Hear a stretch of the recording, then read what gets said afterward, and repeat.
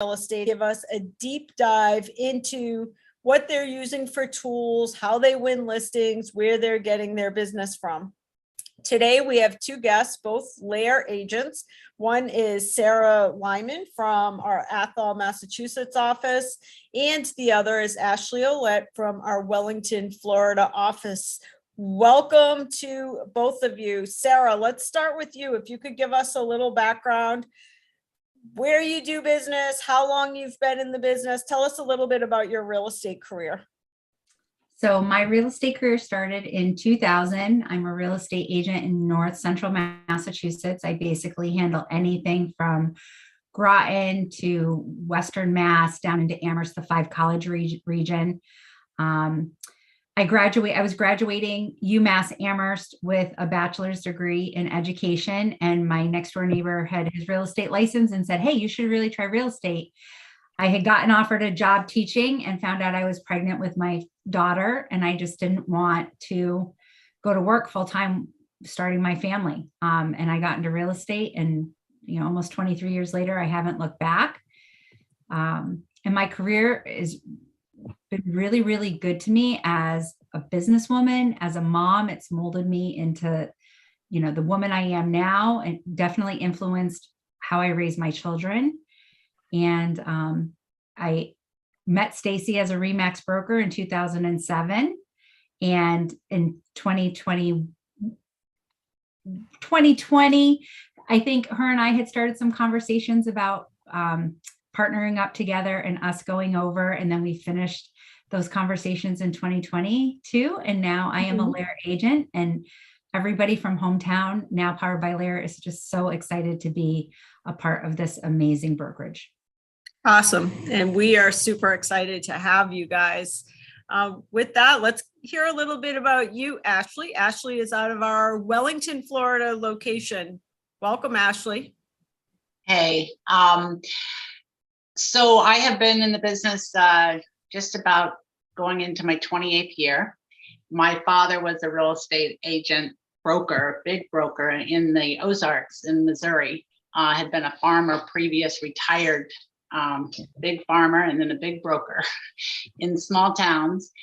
And I have 7 brothers and a sister, and 7 of us got into real estate. But not before I went off to college and then got married.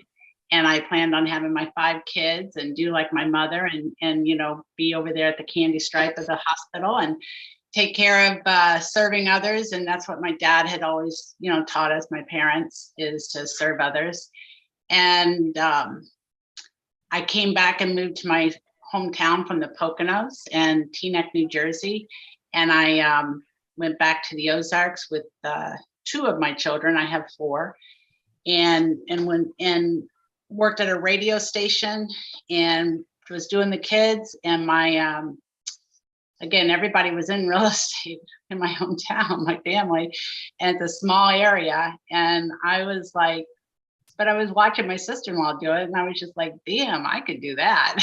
I wouldn't even have to be doing all this stuff at the radio station or anything. So sure enough, I was pregnant with my 3rd child, and my first open house, I got my license, and my first open house, my first people to walk through, was my first deal. And didn't close it. They didn't trust me. That's what I learned from that deal. They didn't trust me. I knew so much. And then they found out I didn't even have my license more than a week. So I learned to get honest, I think, quicker with people, and just be who I was. And yeah, I've been doing real estate, owned a Realty Executives franchise, sold it and moved to Florida, and thought I'd just kind of hang out, but got busy again.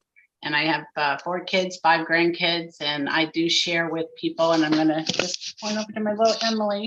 She's my youngest son's good-looking little girlfriend, not girlfriend. He has a girlfriend. But we got her going in this, and I'm very excited to pass it on, because I say to her, this gives you are a woman of distinction, powerful, and you can do anything. You can be a mother, you can do all this stuff, and it's all been powered by real estate for me, you know? So all the things that I ever want to do, I've been able to do because I'm a realtor. That's awesome. Ashley, can you tell us, what are you experiencing in the current real estate market and how are you talking about it with customers? So I do hear all about the shift, and I can tell you that so far, when I've been having things priced well and talking to my buyers and sellers, we were still selling. Things were still, we are low on sales because we're low on inventory. And when we have the inventory, we still are having the sales.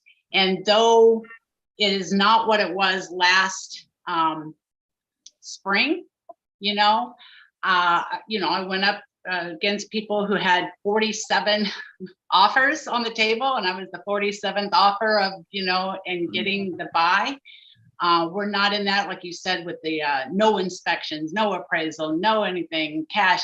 We're not there, and that's a great thing.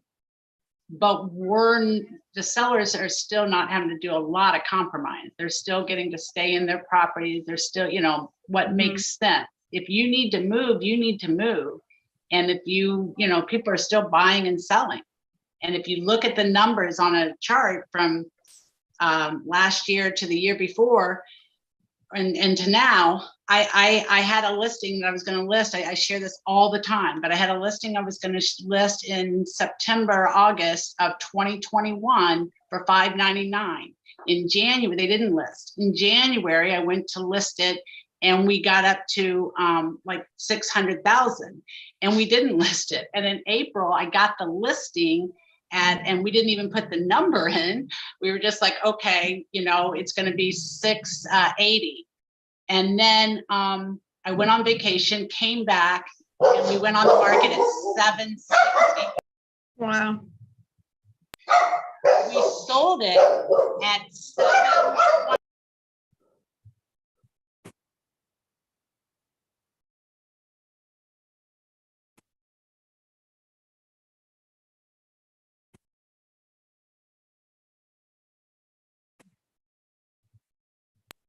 A 720 sales price, you said? So we ended up at 740, and then there was some stuff, and we ended up selling at 725. And then everybody, MLS, every realtor, anyone in my office was like, see, the market's down. You were at 760 and they only got 720. Where we would have only gotten 599, 600. So the market's not down. We're still selling for above what we were selling for. We're just not at crazy prices. Yes. So that's what I'm telling every buyer, every seller I'm talking to. That is what I'm saying. The price is going to dominate. If your price, I've had some overpriced listings, but we're under contract now because they dropped in price, but they still got more than they would have got a year ago. Yes, that makes sense. Sarah, what are you experiencing in the Massachusetts market, and how are you talking about it with clients? So the word I've been using since the beginning of the year is we are back in a normal market. This is a very, very normal market. Every once in a while, I'll use the word balanced, but I don't use the word shift, and I don't use the fact that it's a bad market. Because it's not. Everything that we have is still selling at very good prices. The problems agents are running into is when they're still trying to push that ceiling. Like we're at our top point, and if you want to push it up a little bit more, you got to find that bidding more sweet spot. But I think it's a very normal market. I'm very happy to be moving into 2023 into this market. And yes, for the first time in years, inventory is going to be an issue again. Inventory was not an issue the last 2 years. I mean, we sold more houses. There were more houses for sale the last 2 years, probably across the country, than there were at any point, probably in the last 20 years. It was just the demand was too high. Now we're going to have an inventory issue. Let's talk about where your business is coming from. Sarah, we'll start with you. Are you buying leads? Like, where is your customer base coming from? So my personal customer base does come from my database and my sphere of influence. I started off my career leaning into my community and really building my business organically from the ground up there. I've sat on multiple boards of directors. I go to several community events. Everyone everywhere knows I am in real estate, and I've worked really hard to make sure that everybody knows that. And I try to be a hub and a connector to other businesses and other people in my community. My role is really in this transitioning stage right now. So the last 5 years, when I was running an independent brokerage, we were buying leads in excess to give to our agents.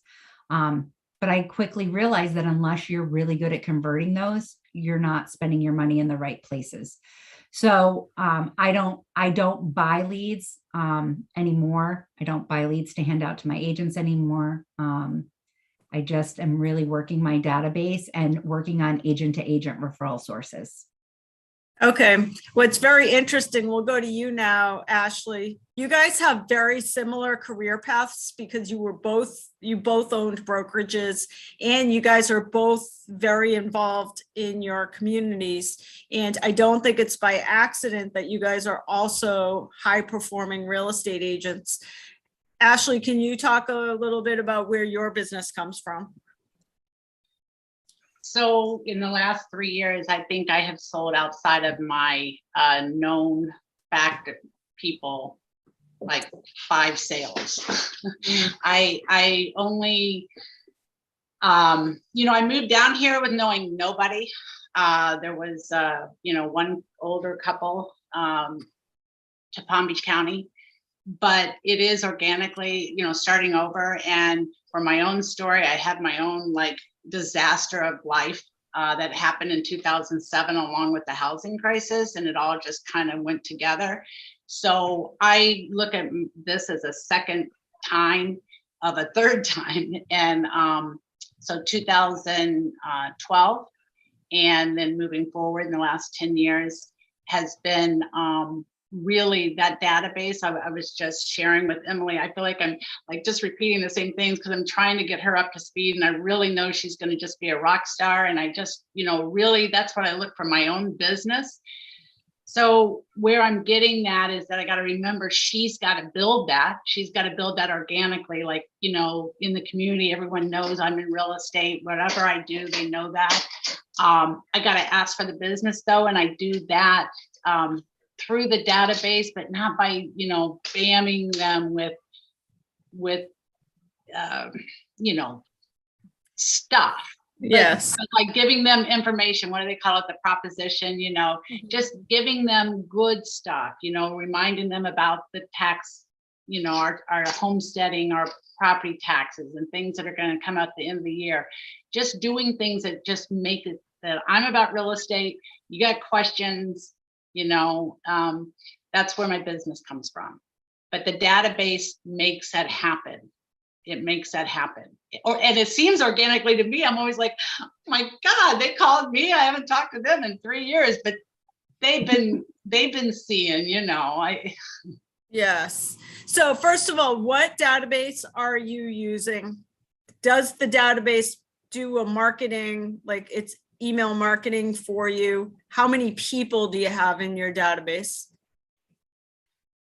So if the question's to me, Yes. We are just getting, this is my 3rd time with Isaac. Yeah. Okay, for that database. I was with Top Producer before there was the internet. Mm-hmm. And I trained on it, and people, even the top producers, they didn't know when I talked to them about that, they're like, well, why would you use us? I don't use Exact or any of the CRMs for the way that they use them. I don't put them on an automatic email things. Everything that I send or do is stuff I wrote or talked about. I don't use it that way.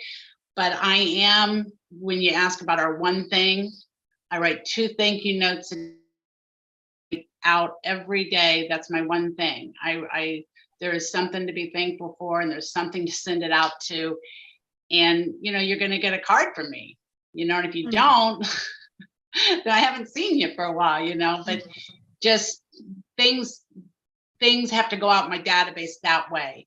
They get put in, and they get in drip campaigns through my Flex, which I know you guys are going to use Real Scout, and we might try to do that for Emily and then maybe even myself. But I've been using that for years. Our MLS, soon as I sold the buyers that I used the search for, I just changed it around, put their home, that subdivision in there, circled it out, and set them up for every month they get a search of their stuff in their community. So they can't forget that I'm in that community, because they get that. So that's about how I use my database. And every year around January, I'm going through it and I'm like, okay, this is what we're going to do this year. This year, we're going to sit down and we're going to add this better. And I'm going to really work on that this year.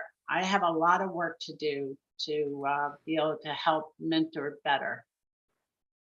All right, great stuff. Sarah, how about you? What are you using for a database? How many people are in it? And is it a marketing tool for you? So I loved how Ashley said there's things that she has to do better and she has to work on, because my mindset is always that way. There's always things I can be doing, little things every single day to try to make myself better. I was pretty religious with my CRM from 2017 until 2020. And then when COVID hit, I feel like everything just went out the door between panic and worrying about the agents and worrying about our clients and worrying about everyone's health. So, part of the last half of 22 for me has been really taking a time out to look at my business, look at all of the places where I did things wrong, celebrate all of the successes I have, and put in a game plan to make sure that I move forward and I get to build a business for myself. Because since 2007, I've been building and building and building for everyone else that was around me. And I wasn't really doing things as a smart businesswoman. So I'm fully in Isaac now. I have my whole database in there. There's 367 people. I have about 75 businesses on top of that I'm going to be marketing to.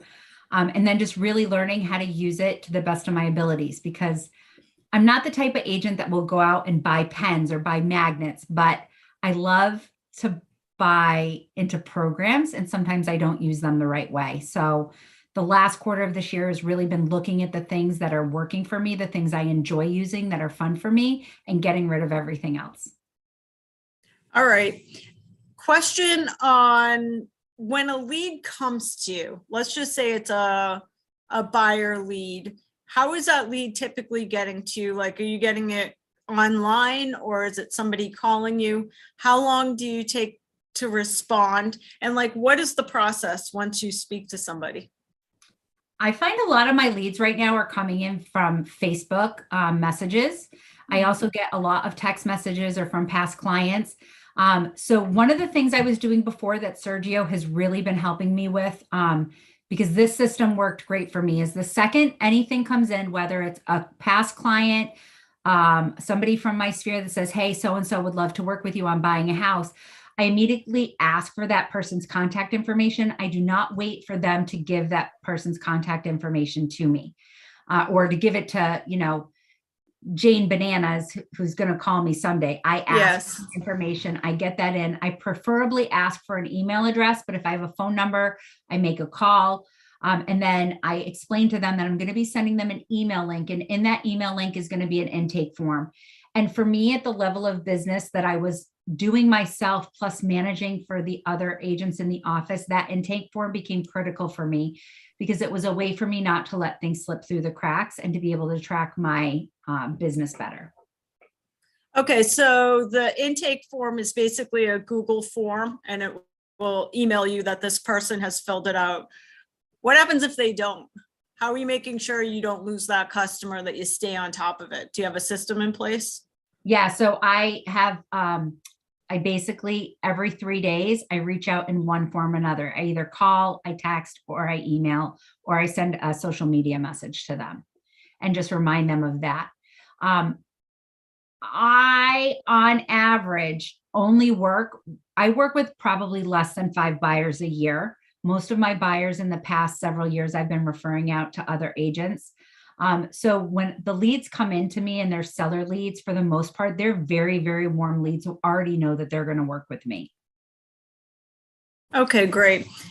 Ashley, how about you? What kind of process do you have in place? A client comes into you, it sounds like you're the same. Most of the people are people you already have some sort of relationship with that person, so it's not cold. But do you have a system in place to make sure you stay right on top of that person once they contact you? Yes, not like I should. So I feel, I really do. I feel like there's a whole transition. Like I feel the power in me this year that I haven't in a while. And I think that has a lot to do with you, Stacy, and Lair. It's taken this time to kind of move around to kind of make sure this is honestly, that this is where I wanted to go, along with this whole change and everything. But be all in. And that means all in into the system. And though I have never really got into like I said, the drip mail or things that might go out through that system, at the same time, the action plans that used to be like in the top producer or things like that, that make sure things don't fall through the cracks. So I get the lead in, you respond immediately. And if you're not going to be able to be responding, I understood when you talked about someone who, has a dinger and shuts off. I certainly, I'm off on Friday evenings for religious reasons, whatever. I try to take certain times off, but somebody's got to be doing that. Like, it's great to have the time off, but it's, as agents, I feel that I can't just say, oh, well, I got to take this time off. I have to have someone in place, which is Emily, is going to be the benefactor of that, right? I got to make sure that they are getting placed and that then they do go into the exact, they do get, and a lot of that's starting to happen anyway. I noticed my Google and exact is working together really well.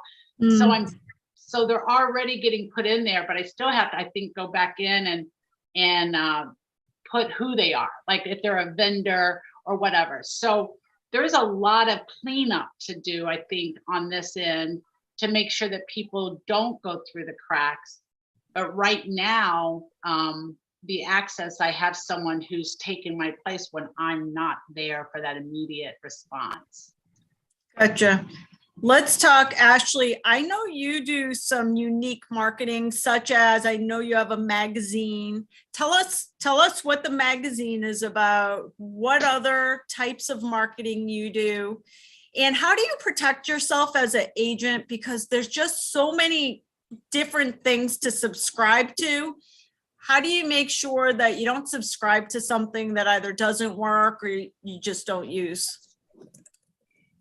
Well, that's a great thing. And I was, again, just saying this, that, you can, and Sarah, you want to buy into everything because you just think, oh, I can get this, I can get that. But I was just giving the Millionaire Agent, where it shows you not to be spending, you don't have to spend out dollars to bring in the money. I mean, to bring in the leads, to bring in the stuff, but you do have to build a brand. This is about branding. It is about the look. So I'm going to hold up this magazine, and it's called The Haven, right? It did not bring me business, but I didn't buy into it to bring me business. The client that I had got in here with her $1 million home, and she got it. The guy buying it got it, right? And on my listing appointments, it's looking like a pretty nice little magazine to be part of. And it's kind of like back when we used to do advertising in the newspaper. I mean, you didn't get buyers from the advertising in the newspaper, but you built your brand. So that magazine is not the one I'm in that has my own magazine. My own magazine I'm not seeing it. But my own magazine is also, it's not even going out to mainly my buyers and sellers. It's going out to my friends. I mean, like people who are never gonna need my services, even people. But I have a lot of people who could not use me because maybe their brother or their very best friend is in real estate. You know how that goes? Yes. Especially when you have it organically through the school or whatever. And I'm not going to interrupt with their relationships, but I want them to know that I'm the one they should refer to. So when they have another person coming in, by having a magazine, by having the stuff in their hands, it validates them and their thoughts about me. Like, I'm not buying it so that you're gonna, I'm buying it to validate me among my sphere of influence, not necessarily the ones that are gonna buy from me, but the ones that are gonna refer to me. Like you were saying, Sarah, about the like 75 businesses. That was on my list like 8 years ago, and now it's back on my list. To the plumber and to the people, like, here's the information. I'm not looking for their sales, but I'm looking for when they hear my name, someone says, "Oh, I hired a realtor." I want them to say, "Oh yeah, I know Ashley." Like, I don't want them to say, which has happens how many times, "I've never heard of her." And they could be a great agent, but this validates that I'm a great agent, I think. What company are you buying that through?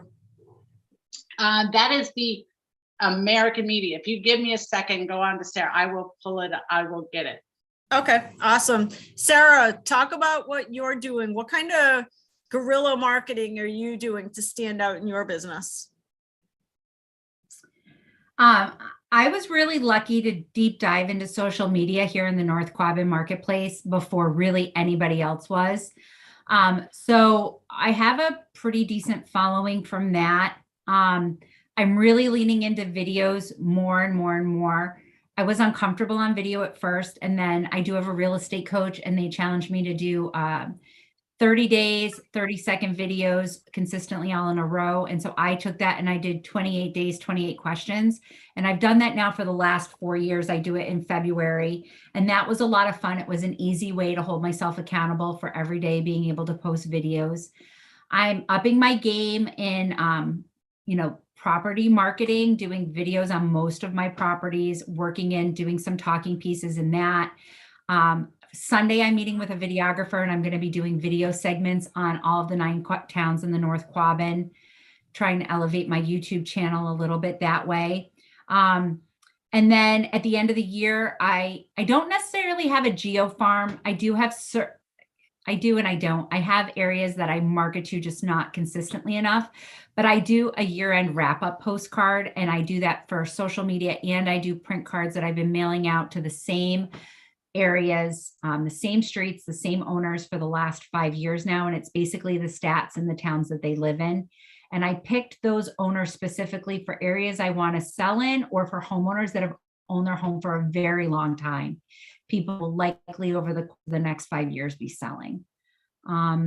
So, just trying to be as present as possible on social media, making sure that my listings always look good and professional, and being able to educate. So the content that I put out, I really want it to be learn from me content versus look at me content, which I think industry-wide is one of the problems real estate agents have fallen into the last 2 years. Do you, Sarah, incorporate any type of events as part of your annual marketing? Yes. So, again, I'm in this transition role. We have always done party events, and I've always had them kind of open for the whole office, invite people. We've done art shows before. We've done, all sorts of different parties throughout the year. I'm planning my own client appreciation party for February. I was on the phone this morning. I'm renting 1 or 2 movie theaters, and we're going to have a really great day. And there's going to be contests for best dressed. And then we do a pie event. This year it looked a little bit differently. I'm not quite sure next year how it's going to open, and I do some pop-bys. So for my favorite A-list clients, I will stop by and give them little, treats throughout the year and say thank you and things like that. Okay. How about you, Ashley? Are you incorporating events at all into your business? My biggest year for events was 2020. Oh, interesting. It was all planned out. So I would say that I do have twice a year where I had people and they're at my home and outside having a breakfast and stuff. It's very easy. People don't expect too much from a breakfast, and so I tend to wow them with it. But just as a get together, just as that's it. So I love the idea of like getting back into having one like with the movie theater or something. I mean, there's just so much. That's why I love these things that we have right now. I've been taking notes, Sarah, but I love if I put myself on a short goal, like a 28-day, 28 question, that makes sense to me. That's an easy, and plus I can be done. Like you said, I can just, okay, I did that. Yeah, and I'll be your accountability partner. I'll make sure that just we do go it into together. about how you have to have milestones, to make these. I know you said mission.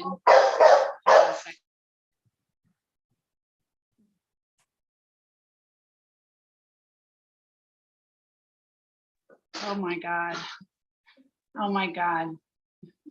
My dogs are the same way. It's okay. Yes, it's totally fine. I know, but sometimes it's the people more than the dogs.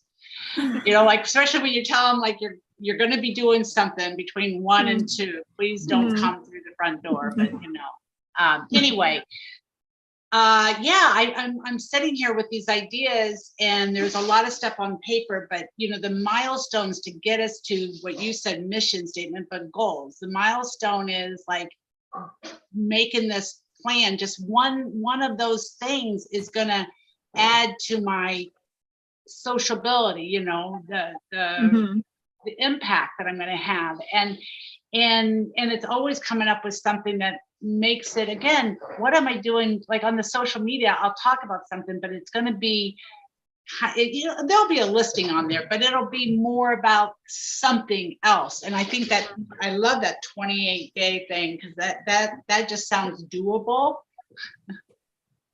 So Ashley, I have a question for you regarding one of the areas of this business. This is why it's very interesting always to speak with somebody like agents that are producing a lot, doing a lot of business, because one of the challenges of real estate, I think, is that there's a lot of things you can do that have little to no value to your business.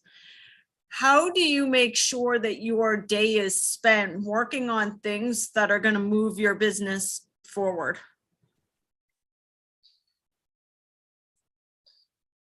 I think I compare it everything to brushing my teeth. Brushing my teeth doesn't seem to have a real value until you go to the dentist and you didn't brush all the time. Right. And I think that that's sometimes how it is with our business. The CRM, the database, the 28 questions, whatever it is you're going to do. And you say this all the time too, Stacy, it's not what you know, it's what you actually put into practice. I don't think it's these big things. I think it's the little things that you actually do that you might rule out that doesn't make you the money. Today, Emily and I went and sat with a woman who isn't quite, I don't know, she's moved here from New York to Florida. She has a cane, she has, just some difficulties, and easily someone else could have been doing that. But by doing that, the power that it brings to me, there's no price that can be put on that. And the amount of that she thinks I'm the superstar will not be able to be taken away by me. I don't know how to explain it, but I have to be careful about putting a number to certain things that in themselves don't seem to be money makers. Yes. They actually are the underlying reason why my teeth look good. Mhm. They're the Super underlying. Yeah, super interesting. How about you, Sarah? Like, how do you make sure? So for example, Sarah, do you spend a certain amount of time prospecting every day, or is it that the business just comes to you? Like, how do you make sure you're working on things that do generate business? Yeah, so this is something I've had to take a really close look at because of the chaos of the last couple of years, and because I was using my time in ways that were different. Like things were just very, very different previous to now. So I have looked at my calendar. I'm finally embracing time blocking so that I'm not running around with my head cut off. I've committed that I need to be doing at least 3 hours of prospecting 4 days a week, but the prospecting can look a lot different. It can look like going into local businesses and talking to them. A lot of my prospecting time is spent on social media. A lot of my prospecting time is working with other agents from across the country to mastermind and to work on, better business practices, so that when they think of Massachusetts real estate, they think of me. So it's a little bit different. I'm not a pick up the phone and grind for 2 or 3 hours type of person. That makes me feel uncomfortable. It's just not a way that I like to build my business. I think I've left a lot of money on the table because I don't do work that way. So part of 2023 will be kind of revisiting things and trying to work much more intentionally than I have in the past. Gotcha. Sarah, what does a listing appointment look like for you? So from the moment you get the listing call, what happens next? So it goes back to those intake forms. I implemented those in 2019, and they made such a difference in my business. The second the seller lead comes in, they get the intake form. The intake form has some really critical pieces of information on them. I think the most important question that it asks, that I don't have to come out and ask up front, is how much do you think your home is worth? And if you ask that in person, sometimes they'll look at you and they'll say, well, you're the one that's supposed to tell me that. But if you ask that ahead of time in an intake form, they just put a number down. And then that really gives you a good idea of the mindset of the seller when you're going in to meet with them. It gives you reasons why they're moving, things like that. So when we have our first phone conversation or our first, in-person conversation, I already have so many details about them. I work in a very small geographic area. So most of the homes, I know them because I've lived here so long and because I've been selling real estate here so long. So most times I go in, I usually do a 2-step listing process, which I know most people think is archaic, but I've gotten bitten in the butt too many times of walking in and thinking a home is going to be in really good condition on the inside, and it's not. So that's one of my goals for 2023. I worked on it a little bit in 2022, is to figure out how to get that down to a 1-step process. But I always ask if there's going to be competition. I always ask if they're going to be interviewing other agents. And then I ask who the other agents are so that I have the best strategy and game plan to win over the listing. So I think that's super interesting that you know who you are up against, because you seem so, like, I would love to hear how you articulate your value proposition, because you're friends with everybody in the market. So basically, you're probably articulating your value proposition against somebody that is a friend within real estate. So how do you articulate your difference compared to another broker? Yeah, that's a very tough question. And it's not really one that comes up too often. When I ask, who are you, who are you looking at other agents? It's very, very rare that it's an agent that I can't outwin. There's probably 2 or 3 in my marketplace, and that they usually get it because they will underprice me. But if the last 3 years hasn't taught me anything, it's how valuable my time is. And so there are a lot of people that I won't or don't work with anymore. If it comes down to a price point for them, that if I can't make them feel confident that I'm going to get them every bit of my commission back in the sale price of their house, then they're probably not the right fit for me. But a lot of it just comes down to the fact that I communicate so well with my clients that they feel comfortable from the moment we start to meet. I've done a really good job of establishing my history in the area so people know what my numbers are and they know that I'm a full-time professional. Do you use one of the CMA softwares like Toolkit or Cloud or RPR? So I use the cloud CMA and I combine it with the historic MLS CMA, and I take the time to kind of put personal touches on it. I give a range. So I always make sure there's a range, a high and a low. And, if the people feel like the price point isn't exactly what they need, I always will, defer to them. Okay, if you want to try it at this price for 30 days, we can. And we work the price reduction right into the listing contract so that there's no question of, after 3 weeks, 4 weeks, we're going to, bring it down to a realistic number, I guess you would say. So when you give that CMA to the seller, are you giving anything else within the package, or is it just the CMA? Oh, yes. So there's information about Lair. There's information about myself. There's a testimonial page. There's a page that I've typed up about how to prepare your home for sale. There's information about my marketing and for all the information about my different social media sources so that they can go in and look. When the email goes out with the link to fill out the form, they also get a link to different social media sources that I might want them to see some of my previous listing videos, other video content that I've put out. Okay. How about you, Ashley? What does a listing look like? Somebody calls in today, they're interested in finding out a value of their home. What happens next?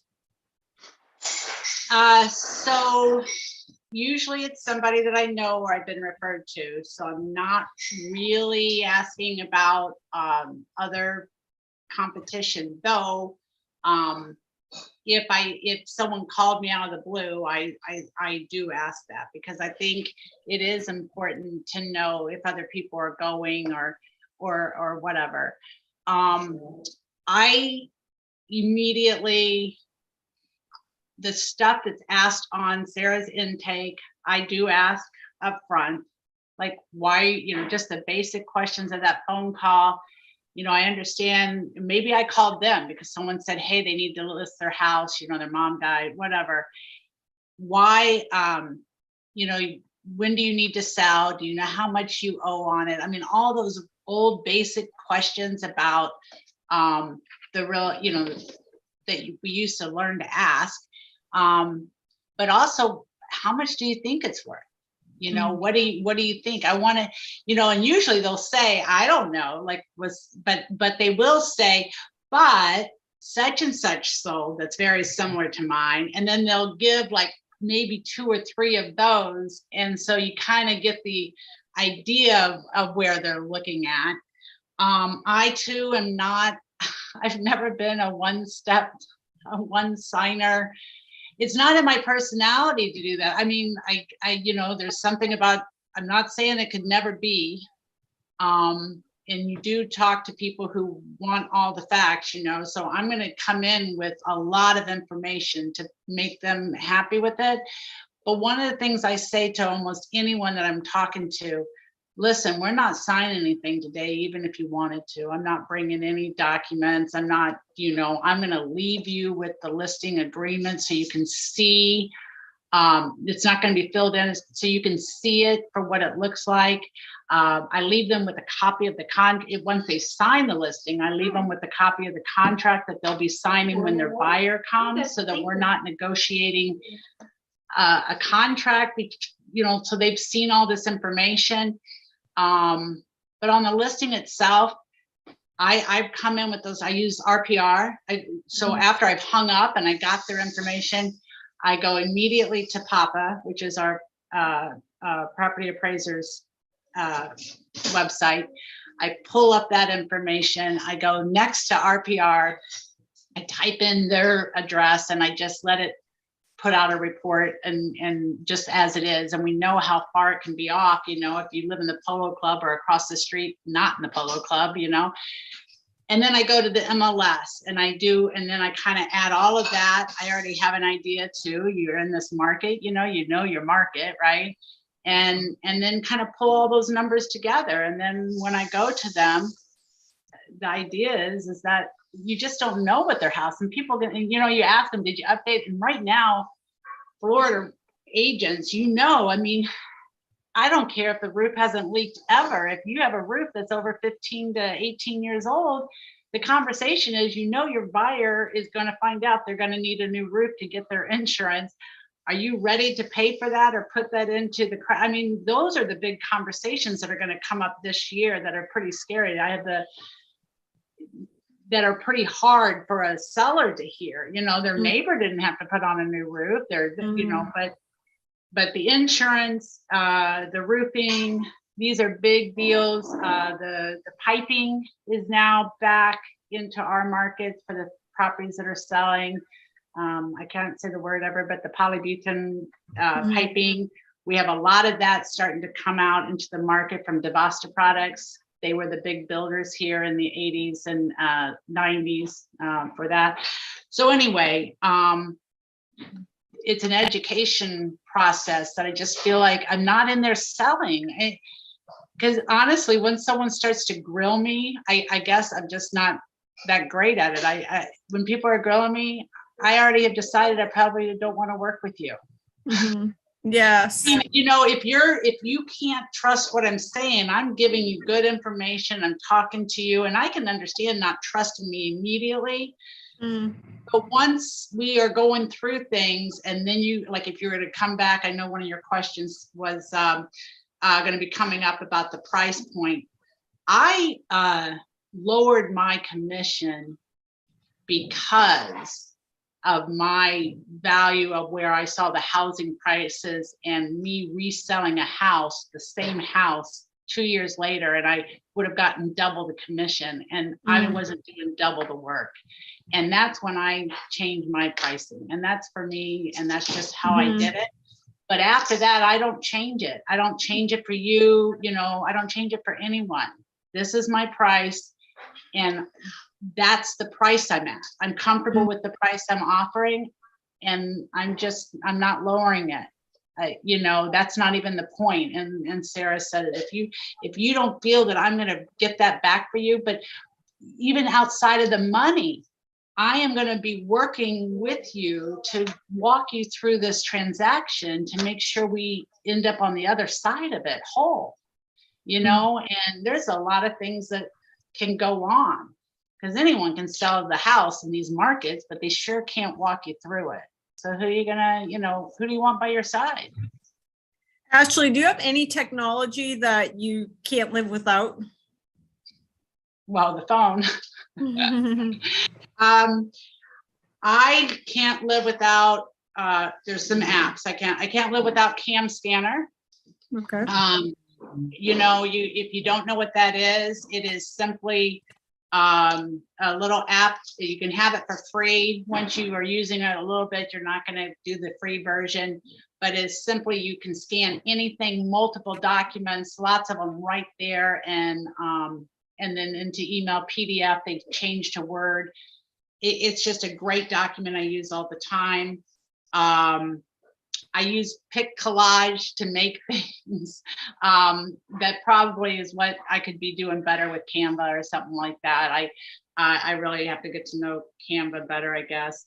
The CRM, whichever one it is, as long as you're using it, that's the one to use, that I couldn't do without. I'm back into Evernote, was with them back in 2011, and then I don't know what I did, but I'm back with them.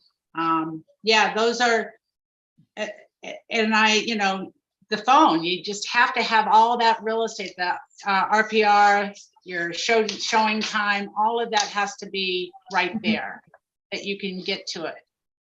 Absolutely. How about you, Sarah? Any technology you can't live without? So on Monday, another Lair agent and I went into Boston to look at some holiday lights and stuff like that. And her and I were taking a deep dive into real estate and how we want our business to look in 2023. And she got into real estate probably about 7 or 8 years ago, when there was still, you had online transaction management systems.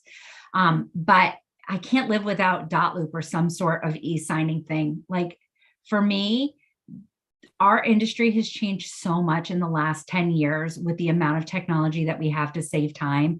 But going over with her what it was like to have to meet in person and get every single contract signed, I mean, it's just made us be able to collapse time with how many transactions we can do.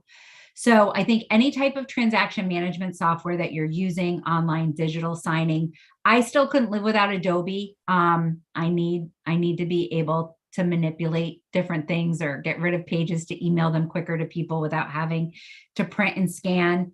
I love Canva. I loved Canva. I use a system called Modern Agent Social Club.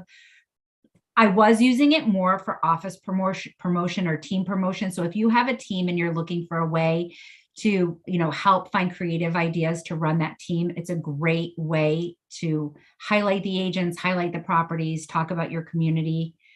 I use for my videos, I'm not squeaky clean. I don't have a videographer really. I film everything from my cell phone, and I've been using a app to edit that called InShot.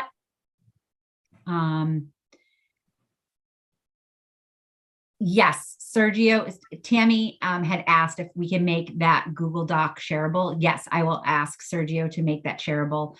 I had started using the intake form, and then I haven't had it for a couple months since we trans over to Lair, and I really miss that. I was using it because we had such a high volume of leads coming in the office, and I wanted to be able to get all that information to the agents. So I think for team leaders, that Google form or something like it would be really important. Other tech stuff. Yeah, I think the Isaac app is great. Real Scout is great. I love Real Scout. I don't work with a ton of buyers, but I've started to implement it with my sellers and my email updates. And I think that's been very, very helpful.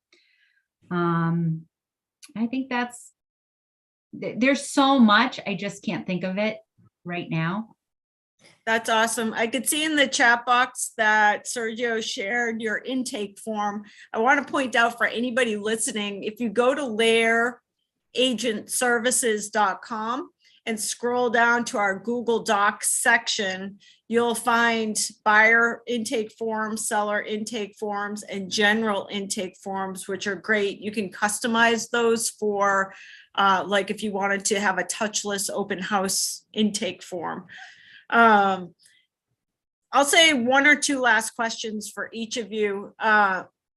Sarah, how do you stay out of a funk? Like, how do you make sure that your mindset is always in a good place in this business? I think as an agent, that's one of the hardest things to do because we're dealing with such an important investment in our clients' lives. And when things go wrong, it's really hard not to take it at heart. The last couple of weeks have been very hard for me. I've had 2 transactions that have just been one thing after another. And my typical rule of thumb is I ask myself, is this going to matter in a year? If this isn't going to matter in a year, you need to shake it off and just keep moving. If it's going to matter in a year, then I got to give it a little bit more attention. But one of the things I've really committed to doing is just keep moving. So I can't let myself sit around. I can't self-sabotage, which is something that I did a lot of previously, where things would be important, but I just wouldn't take action on them. So it's just every day waking up and taking action on the steps that I need to do to have success. How about you, Ashley? How do you keep a positive mindset in this business? Well, I start, I use prayer and things to get me right size. And I usually, if I'm not, someone told me something about 4 years, no, it's longer than that, but it really helped me on those times when it just seemed like one more thing was going to be messed up in a deal. And I said, I can't, I can't stand this. And it was to it was a Remax agent. And he said, Ashley, he said, if we didn't have these things, we wouldn't have a job. You know, if I don't recognize that people, this is why they use, like, this is where I can actually shine. And even if it doesn't work out in my favor, I have found in the end, it does. Like, you know, it does work out. As my daughter says, if it hasn't worked out, in the end, if it hasn't worked out, it's not the end. It just works out the way, I know that all just sounds whatever it sounds, but I just gotta, you know, I got to be able to give a break to myself. This has been reevaluated. My father came here and died with me here. My husband has Parkinson's. We have these different things that have come up, and we went on a Hawaiian cruise just recently, and nothing to do on purpose. And it gave this reminder, you know, what's in front of me, what's important. I get to do these very hard things so that I get to have the amazing life that I have, but I got to do them. And yes, I mean, some days you just wake up and you feel like, I don't know, do I have that flu? Do I have this? Is this going on? I'm feeling sick and yucky. And I look out and, you know, maybe one of my friends had died of cancer, and all I wanted to do is lay in bed and just be in there. And I thought, God, I got to do better than this. She's died. I mean, she would love to be out in that sunshine. And I thought, give it a break. Stop beating yourself up. Just, you don't feel like going today. So how important is today that's going to matter, Sarah, a year from now? It's not. You know what? I'm staying in bed. And that's it. We are at the end of our time. Ashley, any last words of advice for people watching? You asked in that questionnaire. Yes. What's the one question that I should ask, or that you think should be asked? Are you happy? I'm so happy. I'm hands down the happiest I've been in probably at least 5 years. Just one quick story. I think it's super important as business owners and as agents for you to reflect at the end of every single year. And so someone said to me recently, you need to write down everything, like a short list of everything you did, your wins and your mistakes, because we lose track of it so often. And I went back last year to my business plan, and in my SWOT analysis, it said it was either my weaknesses or my threats. And I wrote, I am the loneliest business owner in the world. Like, I was so lonely. I just didn't have the drive and the, you know, people to follow and I didn't know the right moves to make anymore. And I just want to thank Lair for opening that back all up for me and giving me a little spice back. That's it. Like, you know, and I want to be careful what I tweak. I guess that's what I want to say is, like, you know, there's a little meme going around with the slug, and on the news, it's news on the TV. It says, you know, if you have a sore throat, you need to gargle with salt water. And then the parent slug, people are coming into the door, and the slug is dead, the one inside with the gargled salt water, because, you know, salt water kills slugs. I don't know. Yeah. Anyway, just because it's working for that person doesn't mean it's going to work for me, because I got to be true, that authentic person to me first, to be able to be in that happier place. Yeah. And the truth is, I got to be able to say, I'm lonely. I'm at home, I'm by myself, or I don't feel well, or whatever it is. And then from that, everything has opportunity. That is awesome. What a uplifting, how to build a $10 million business for the holiday season. You guys are amazing. Thank you so much for spending your time with us today, sharing all of your awesome tips and secrets and ideas for success. we're so lucky to have you. So thank you guys and have a I great feel the same. holiday. Merry Christmas.